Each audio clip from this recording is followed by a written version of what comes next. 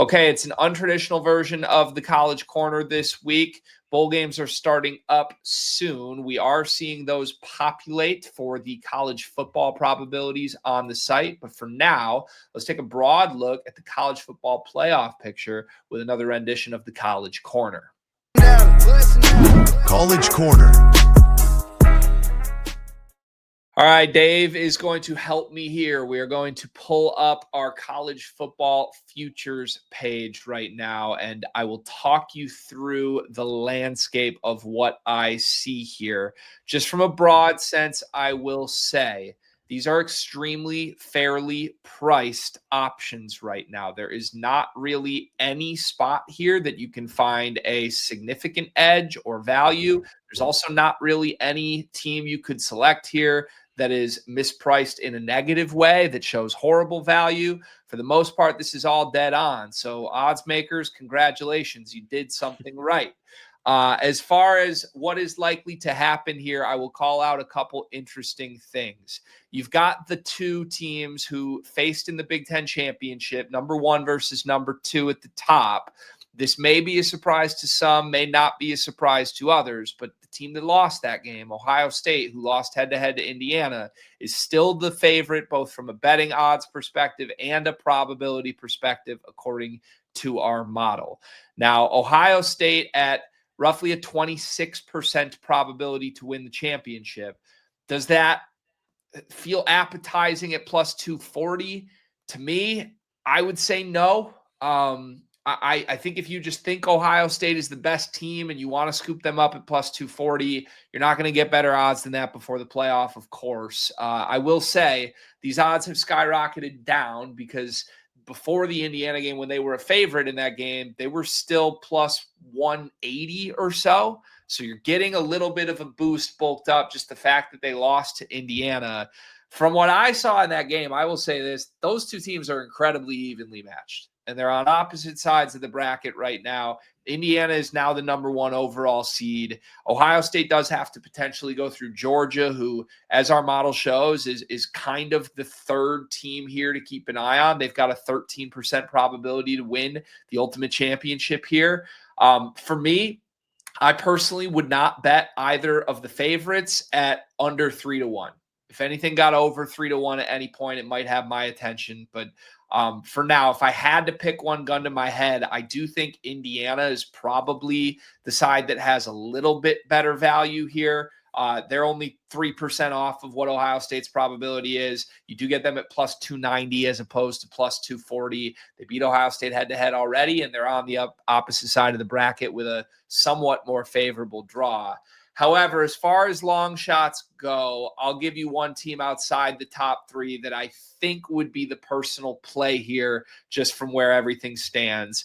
I'm looking at the Oregon Ducks at 8-1 odds with that 10% probability. They are our model's 4th most likely champion, and that is noteworthy because that means they were underseeded. They did not get the 4 seed in the college football playoff bracket. They do have to play in the first round. Now, they are 21.5-point favorites against James Madison at home. Yeah. That's basically a bye. This is a James Madison team who has a head coach who's departing them already for UCLA. I'd be stunned if this was not a blowout, just like the bye games were last year in the first round of the college football playoff. If you assume Oregon gets into that next round, the quarterfinals, which they are highly favored to do, their spot in the bracket seems favorable to me. They are going to have to go through Texas Tech, who, did get the 4 seed from the committee, but is actually a lower probability to win the championship per our model. I think that means something. I think we have seen Oregon finish the season on a hot streak. They've covered 3 straight games to conclude the year. They did show some stuff in some road games, going at Iowa and winning in a rainstorm this year. Really, Oregon's only slip-up was against the number 1 seed in this playoff, the Indiana Hoosiers. And even that game was tied late into the 4th quarter. I think you can argue they played Indiana as good as anybody played them this year outside of Ohio State. So for me, if you're Oregon, the nice thing, they're on the opposite side of the bracket from both Ohio State and Georgia. Their path here is Texas Tech, who they're more probable to win the championship than. And then an Indiana team they've already seen once before, played them close, get a little bit of revenge. I think they have the path to get this done, and I think they probably are the team that would show maybe a tiny bit of value, just given that our model shows they've been underseeded slightly. Like I said at the top, this is not an automatic play. This is certainly not an immense value play that we would recommend with a fire emoji on our site. But at a 10% probability as the fourth most likely champion with 8-1 odds, that is my only futures play before the college football playoff begins.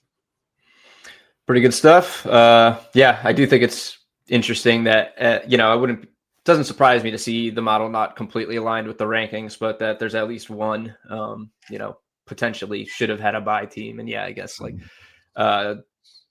the first round matchup isn't affecting their win probability too much, given that they're probably 90% or higher favorite in that game on the money line, probably 95 or something.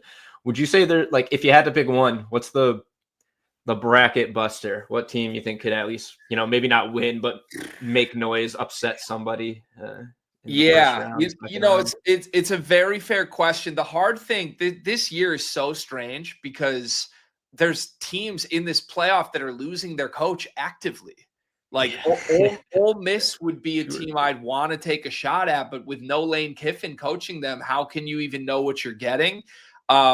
Same thing like Alabama. There's rumors right now, given the chaos at Michigan, that Kalen DeBoer, Alabama's head coach, might not coach the playoff and might take the Michigan job.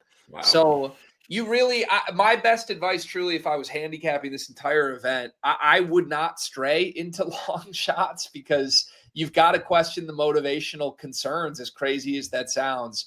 This is a year where I'd be stunned if one of the top 4, maybe top 5, I'd go as far as Texas Tech as the cutoff for teams that can win the national championship. And I guess if you consider Texas Tech a long shot, that would be my shout. But they're the 4 seed. They got to buy. It doesn't really feel all that fair to call them that, Yep, that's fair. Cool. Good stuff, Greg. Thank you. Yeah, of course, my friend. All right. Plenty of college basketball as well.